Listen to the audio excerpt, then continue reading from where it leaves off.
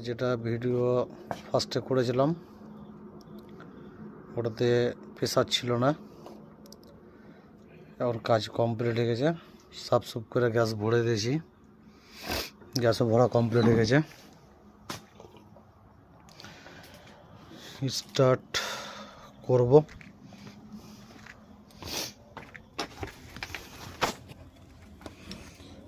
এখানে একটু তার ছিঁড়েছিল, একটা কর্ড,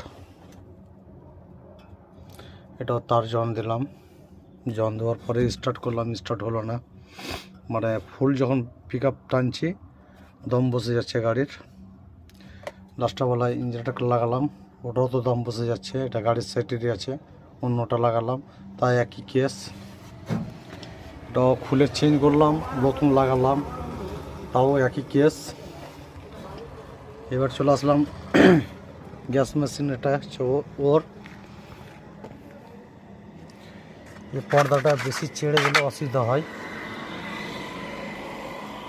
প্রচুর ডিস্টার্ব করে। আরেকটা গাড়ি ওরকমই কেস হয়েছিল, ওটা যাই হোক, মানে এক্সট্রা পর্দা বানিয়ে দিয়েছিলাম, হয়নি, কিছুদিন চলেছিল।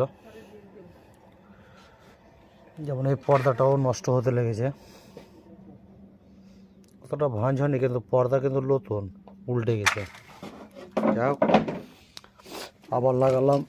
আমার কাছে ছিল এক্সট্রা গ্যাস মেশিন লাগালাম। লাগার পরে এখন ফুল পিক আপ স্পিডই উঠবে। আওয়াজটা দেখতে পাবেন কীরকম আওয়াজ হয়েছিল। ফার্স্টে কীরকম আওয়াজ হয়েছিল, দম বসে যাচ্ছিল গাড়িটার।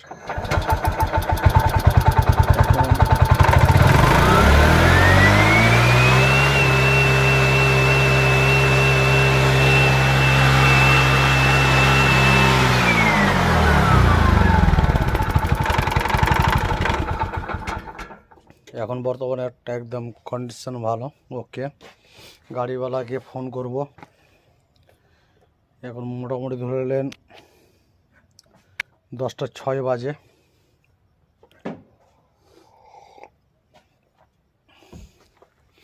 ভিডিওওয়ালা যারা অ্যাকচুয়ালি নতুন নতুন যারা মিস্ত্রি আছেন তাদের জন্য খুব ভালো, কিছু কাজ শেখার জন্য মোবাইল থেকেও শিখতে পারবেন।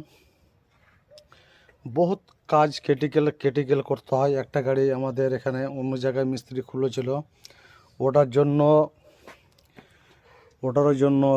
2 দিন থেকে ভুগছি।